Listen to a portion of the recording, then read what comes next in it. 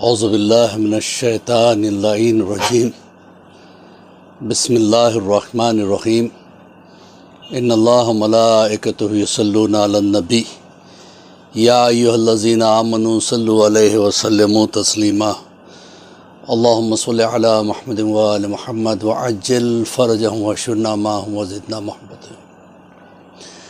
محترم ناظرین، السلام علیکم ورحمۃ اللہ وبرکاتہ۔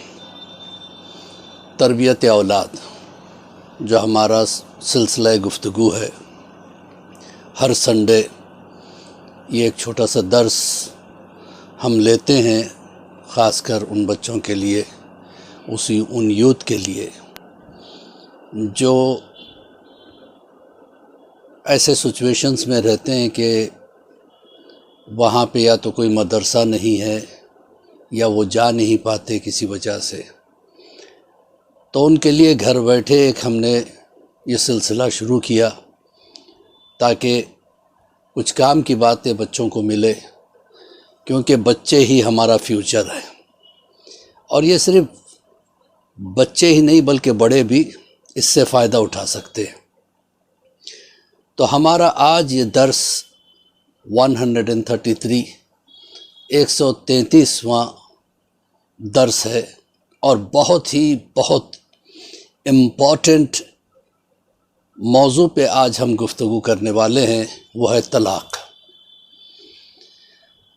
یاد رکھیے، طلاق ایک بدترین ایلیمنٹ کا نام ہے جسے اسلام کا کوئی فرقہ، کوئی مسلمان اس کو پسند نہیں کرتا، بلکہ میں مسلمان ہی کیوں کہوں، ایز اے ہیومن بینگ کوئی اس کو پسند نہیں کرتا کہ میاں بیوی کے بیچ میں ایک دراڑ پیدا ہو جائے، یہ ایک دوسرے سے دور ہو جائے، اس لیے کہ میاں اور بیوی، ہسبینڈ اینڈ وائف، گاڑی کے دو پہیوں کی طرح ہے، جو دو پہیے ساتھ چلتے ہیں۔ ایسا نہیں کہ ایک پہلے چلتا ہے ایک بعد میں چلتا ہے، ایسا نہیں، ایک ساتھ ایک سپیڈ رکتے ہیں تو دونوں ایک ساتھ، چلتے ہیں تو دونوں ایک ساتھ۔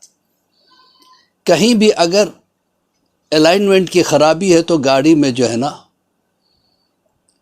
ببلنگ ہو جاتی ہے، اور اگر وہی چھوڑ دیا جائے تو بڑھتے بڑھتے خرابی پیدا ہو جاتی ہے، پھر یہ ایک دوسرے سے جدا ہو جاتے ہیں۔ اسی طریقے سے طلاق ایک بڑی کراہت آمیز حرکت کا نام ہے، بہت ہی برے عمل کا نام ہے، جسے رسول اللہ نے کبھی پسند نہیں کیا، ہمارے کسی امام نے پسند نہیں کیا، بلکہ روایت میں ہے، احادیثوں میں ملتا ہے کہ رسول اللہ نے فرمایا ہے کہ جب کوئی عورت یا مرد، ایکولی دونوں کے لیے کہا گیا ہے، خواہ مخواہ طلاق لے لے، خواہ مخواہ، یعنی بات اتنی بری نہیں تھی، اتنی بڑی بھی نہیں تھی، چھوٹی سی بات، اس میں طلاق ہو گئی، تو جب یہ مرتے ہیں، جب عورت مرتی ہے تو ملک الموت سختی سے بے دردی کے ساتھ اس کے روح کو قبض کرتے ہیں اور کہتے ہیں جا تیرے لیے جہنم منتظر ہے۔ جب مرد مرتا ہے تو یہی حالت مرد کی ہوتی ہے، بے دردی کے ساتھ اس کی روح قبض ہوتی ہے، اور اس سے کہتے ہیں کہ جا تیرے لیے جہنم منتظر ہے۔ کیونکہ طلاق میں نقصان صرف میاں اور بیوی کا نہیں ہے، اور بھی ایسے افراد جو انوسنٹ ہے ان کو بھی جو ہے نا جھیلنا پڑتا ہے۔ سوال یہ ہے کہ طلاق ہوتی کیوں ہے؟ یا تو ضد کی وجہ سے، چھوٹی چھوٹی باتوں پہ ضد کرنا، آئی ایم دا گریٹ، میں بہتر ہوں، میری بات چلنا چاہیے، ایگو، اس کی وجہ سے، یا کبھی کبھی کان بھر دیتے ہیں لوگ ایک دوسرے کے خلاف۔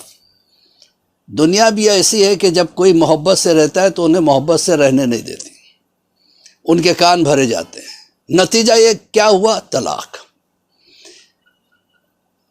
کبھی کبھی ایک صاحب نے سوال کیا، مولانا ماں یا باپ اگر کہے کہ بیٹی کو طلاق دے دو، یعنی بیٹے سے کہے تم اپنی بیوی کو طلاق دے دو، ہم سے برداشت نہیں ہوتا ہے، تو کیا کرنا چاہیے؟ شریعت کیا کہتی ہے؟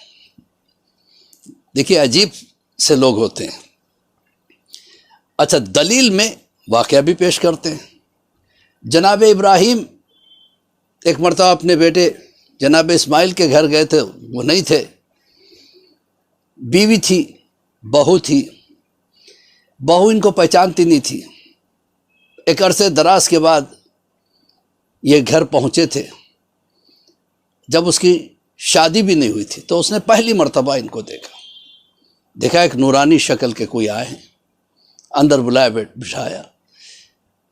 جناب ابراہیم نے پوچھا کہ کیسے ہے بیٹا، کیسے گھر کیسے چل رہا ہے؟ بس وہ پوچھنا تھا، شکایتیں شروع کر دی، ارے میرے شوہر کچھ کرتے نہیں، کچھ یہ نہیں لاتے، وہ نہیں لاتے، ایسا ہے ویسا ہے، دنیا بھر کی شکایت۔ دیکھو، کسی سے اپنی بیوی اور شکایت مت کرنا، بیوی یا شوہر کی شکایت مت کرنا، اس لیے کہ یہ اندر کی باتیں ہیں، آپ نہیں جانتے کہ سامنے والا کون ہے، کیسا ہے، کیا مزاج رکھتا ہے۔ اب بہرحال جب باپ کے سامنے بیٹے کی اگر برائی مسلسل ہو تو کسی باپ کو بھی اچھا نہیں لگتا، اور یہ شرعاً غلط بھی تھا۔ تو جناب ابراہیم جانے لگے، کہا جب اسماعیل آئے تو کہنا کہ چوکھٹ بدل دے۔ تو آئے تو پوچھا سب خیریت؟ کہا کہ کوئی بزرگ آئے تھے۔ کہا کیسے دکھتے تھے؟ کہا ایسے ایسے دکھتے تھے، پہچان گئے کہ یہ میرے والد تھے۔ کہا کیا کہا انہوں نے؟ کہا کہ چوکھٹ بدل دے۔ کہا ان کا میرے لیے حکم ہے کہ میں طلاق دے دوں۔ اب یہ دلیل پیش کی جاتی ہے، لیکن اس میں یہ دیکھیے کہ یہ ابراہیم بھی نبی تھے، اسماعیل بھی نبی تھے، وہ بہتر جانتے تھے کہ کب کیا حکم صادر کرنا ہے۔ ابراہیم بھی بغیر خدا کی مرضی کے کچھ نہیں بولتے، اسماعیل بھی بغیر خدا کی مرضی کے کچھ نہیں بولتے۔ اس کا مطلب اگر انہوں نے کہا ہے تو اللہ کے حکم سے کہا ہے۔ تو طلاق کبھی کبھی شرعاً ایسے حالات پیدا ہو جاتے ہیں جہاں پہ طلاق ضروری بھی ہے، لیکن وہ تو شرعی چیز، مثلا ایکسٹرا میریٹل افیئرس کسی کے ساتھ ہو گئے، اب کوئی عورت برداشت نہیں کرے گی کہ شوہر دوسرے عورتوں میں بہت زیادہ انٹرسٹ لینے لگے، یا شوہر کبھی برداشت نہیں کرے گا کہ عورت دوسروں میں زیادہ انٹرسٹ لینے لگے۔ لیکن ان چیزوں کو سدھارا بھی جا سکتا ہے، اگر ان کو ریکٹیفائی کرنا چاہے تو کوئی نہ کوئی راستہ نکل آتا ہے۔ اگر راستہ بھی نہ نکلے، ہمارے میں طلاق اتنی آسان نہیں ہے۔ جب طلاق کے لیے کسی عالم کے پاس جاتے ہیں تو عالم دونوں کو بلاتے ہیں اور کاؤنسلنگ کرتے ہیں، کیا پرابلم ہے، پھر اس کو سارٹ آؤٹ کرنے کی کوشش کرتے ہیں اور کہتے ہیں جاؤ ایک ساتھ رہو، ایک ساتھ زندگی گزارو، 1 مہینے کے بعد پھر آنا۔ پھر آئے، پھر سے کوشش کی گئی، پھر سے سارٹ آؤٹ کرنے کی کوشش کی گئی، پھر 1 مہینے کی مہلت دی گئی، پھر بھی نہیں ہوا تو تیسرے مرتبہ تب جا کے کہیں، جب دیکھ لیا کہ اب یہ دونوں ایک دوسرے کے ساتھ رہنے کے لائق ہی نہیں ہے یا ایک دوسرے کو برداشت ہی نہیں کر سکتے، تب جا کے طلاق ہوتی ہے۔ لیکن اکثر و بیشتر طلاق کیوں ہو جاتی ہے؟ طلاق اس لیے ہو جاتی ہے کہ بیوی نے ایک چیز کی خواہش کی تھی، شوہر نہ پورا کر سکا، کہا مجھے طلاق چاہیے، یا شوہر کو برداشت نہیں ہوا، بیوی کی زبان درازی، وہ منع کرتا رہا، نہیں سن کے پھر بھی، یعنی شوہر کو نہیں سمجھ کے اس کے اوپر جو ہے نا بہتان رکھنا، اس کے اوپر الزام لگانا، تراشنا، ایسی کچھ حالات ہو جاتے تو طلاق ہو جاتی ہے۔ لیکن موسٹلی دیکھا گیا کہ چھوٹی چھوٹی باتوں میں طلاق ہو جاتی ہے۔ اب آپ کو ایک یہ بھی بتا دوں کہ طلاق میں یہ بھی دیکھا جاتا ہے کبھی کبھی میاں بیوی سے زیادہ بڑھ چڑھ کے جو ہے نا حصہ لینے والے ان کے ماں باپ بھی ہوتے ہیں، ضد کی وجہ سے۔ صبح میری بہو نے مجھے چائے بنا کے نہیں دی، لہٰذا وہ طلاق دے دو۔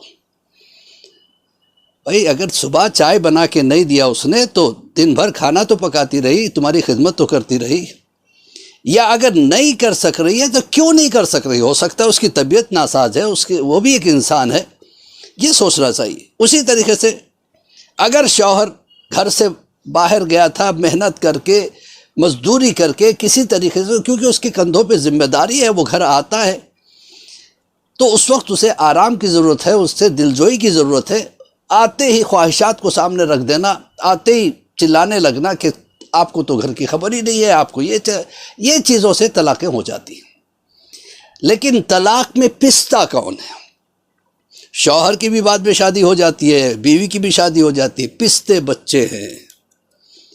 کس جرم کی وجہ سے تم اپنے بچوں کو سزا دے رہے ہو؟ انہوں نے کیا بگاڑا تھا تمہارا؟ وہ تو ایسے مظلوم ہے، نہ کسی کو، نہ ان کو باپ مل رہا ہے نہ ماں مل رہی. نتیجہ کیا ہوا ہے؟ بورڈنگ سکول میں ڈال دیے گئے. عزیزان محترم، خدا کے لیے، خدا کے لیے، خدا کے لیے، پلیز پلیز پلیز میں ہاتھ جوڑ کے ریکویسٹ کرتا ہوں، طلاق تک مت جائیے.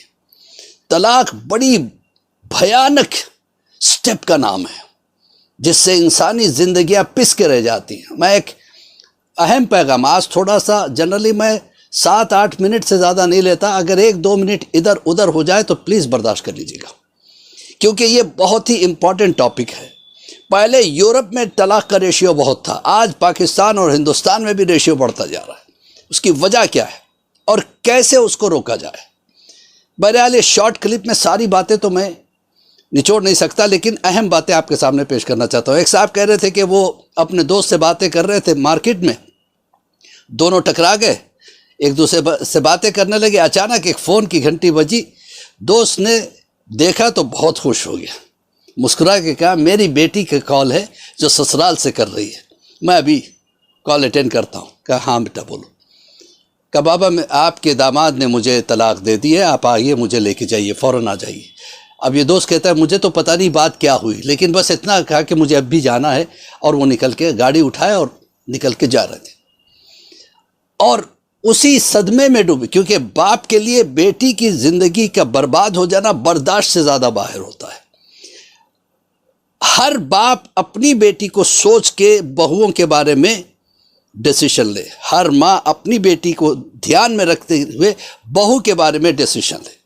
اب یہ جا رہے تھے، اسی صدمے سے ہارٹ اٹیک ہوا، گاڑی ایک پیڑ سے ٹکرائی اور گر گئی، اور وہیں پہ ان کا انتقال ہو گیا. اس بیچارے کا کیا قصور تھا؟ کیا تمہارا باپ ہونے کا قصور تھا؟ ایک مجبور باپ، ایک پیار کرنے والا باپ، بڑھاپے میں اسے سکون کی ضرورت تھی، چھینا کس نے؟ اب یہ سوالات میرے آپ کے سامنے ہیں. خیر، اب یہ ہوا، یہ کہتے ہیں کہ جب انہیں پتہ چلا تو دوڑے ہوئے میت پہ پہنچے، تو وہاں ایک گفتگو چل رہی تھی کہ بھئی ہارٹ اٹیک ہو گیا، اس کی وجہ سے گاڑی کہیں ٹکرائی اور یہ مر گئے. لیکن انہیں پریشانی تھی کہ بیٹی کا کال آیا تھا، ہوا کیا ہے مجھے اسی سے پتہ چلے گا. بیٹی کے پاس گئے، بیٹی سے پوچھا کیا بات ہے بیٹا، آپ کے والد اچانک؟ کیا بتائیں، میرے شوہر ایسے تھے، میرے شوہر یہ تھے، نہ مجھے نئے کپڑے دلاتے تھے، جبکہ یہ کہتے کہ میں نے دیکھا کہ بہترین لباس میں تھی اور ہاتھ میں بہت قیمتی موبائل ہاتھ میں تھا، 30-40 ہزار کا موبائل ہاتھ میں پکڑے ہوئے. اور شوہر کی شکایتیں کرنے لگی. یہ خاموشی سے سنتے رہے. انہوں نے کہا کہ میں نے ایک نہ کہا، میں وہاں سے چلا گیا. کچھ عرصے کے بعد یہ کہتے ہیں کہ میری ملاقات اس شوہر سے ہوئی. میں نے اس سے پوچھا کہ بھائی رشتے میں تو تمہاری قریبی رشتہ دار بھی لگتی تھی، تمہاری بیوی تھی، آخر ایسی کیا بات ہوگی کہ طلاق تک نوبت چلے گی؟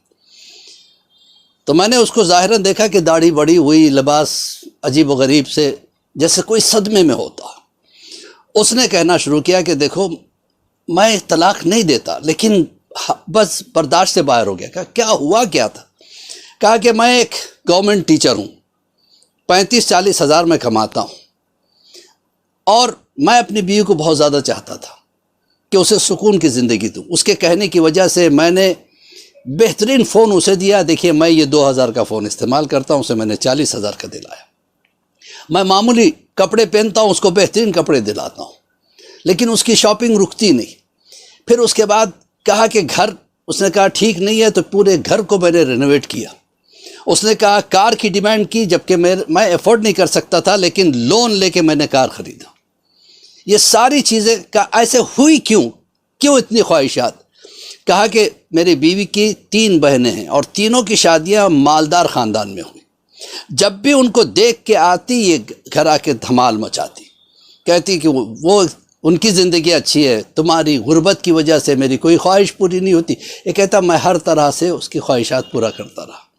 ہم لوگ اتنا جھگڑتے کہ بچے سہم سے جاتے، کچھ نہیں کہتے. یہ ہماری غلطی تھی کہ ہم ایک دوسرے کو سمجھ کے نہیں چل پا رہے تھے. میں کوشش کر رہا تھا اس کی خواہشات پورا کروں، لیکن کبھی اس نے یہ نہیں سوچا کہ میرا شوہر کماتا ہی کتنا ہے، اس میں کیسے مینیج کرے گا. اس نے کہا کہ دیکھو اس کے کہنے کی وجہ سے میں نے گھر میں اے سی لگائے. آج کرنٹ بل 15 سے 16 ہزار آتا ہے. اور اس کے بعد پھر دیگر اخراجات، پھر کار کا لون. اب بتاؤ میں اس سے زیادہ کر ہی کیا سکتا ہوں. اب اس کے بعد یہ کہتے ہیں پھر میں چپ چاپ وہاں سے بھی چلا گیا. کچھ دنوں کے بعد میں نے جا کے دیکھا، اس لڑکی سے ملاقات کیا، اس بیوی سے ملاقات کیا جس کی طلاق ہو گئی تھی. دیکھا تو اس کے بھائیوں نے کوٹھے پہ، ٹیرس پہ ایک چھوٹا سا کمرہ تھا، وہ اس کو دے دیا تھا. اس میں نہ کوئی الگ سے کچن تھا، نہ الگ سے کوئی ٹوائلٹ باتھ روم تھے، بس اس میں اس کو رہنا تھا. ایک کامن ٹوائلٹ باتھ روم جو نیچے سب کے لیے تھا، یعنی نوکروں کے لیے، وہ اس کو استعمال کرتی تھی. اگر بچے کبھی نیچے جاتے تو ماما مامی مار کے اوپر بھیجتے.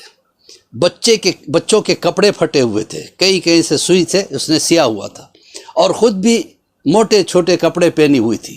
تو میں نے پوچھا بیٹا کیا کرتی ہو آج کل، کیسے زندگی چلاتی ہو؟ کہ ایک چھوٹی سی پرائیویٹ اسکول ہے جس میں جاتی ہوں، نوکری کرتی ہوں، وہاں سے 4-5 ہزار ملتے ہیں، اسی کے اندر گزارا کرنا پڑتا ہے. کون ذمہ دار ہے؟ خواہشات. کون ذمہ دار ہے؟ ایگو.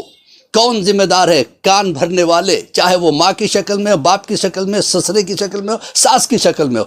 سب اپنے آپ میں یہ سوچے کہ میں جو کان بھر رہی ہوں، اگر میری وجہ سے ان کی زندگی ٹوٹی تو میرے نواسیوں کا کیا ہوگا، میرے پوتا پوتیوں کا کیا ہوگا. اگر انسان اتنا سوچ لے، کم سے کم ان کے خاطر ہمیں ایڈجسٹ ہو کے چلنا ہے.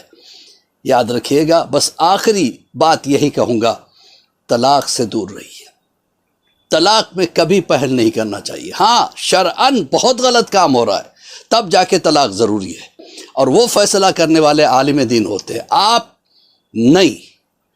شوہر کو چاہیے کہ اگر بیوی زیادہ غصیلی ہے، چرب زبان ہے، تو برداشت کرے، اللہ سے دعا کرے کہ اللہ اسے توفیق دے.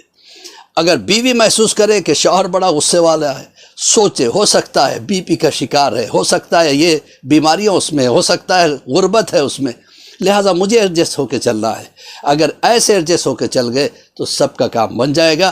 اسی کے ساتھ مولوی عباس علی خوئی کا سلام قبول کیجئے، اور ہم دعا کرتے ہیں پروردگار ہمارے توفیقات میں اضافہ دے، ہم ایک دوسرے کو سمجھ کے چلنے کی کوشش کریں، امام کے ظہور میں تعجیل عطا فرما، اور ہم سب کو امام کے چاہنے والوں میں شمار فرما. فقط والسلام ورحمۃ اللہ وبرکاتہ.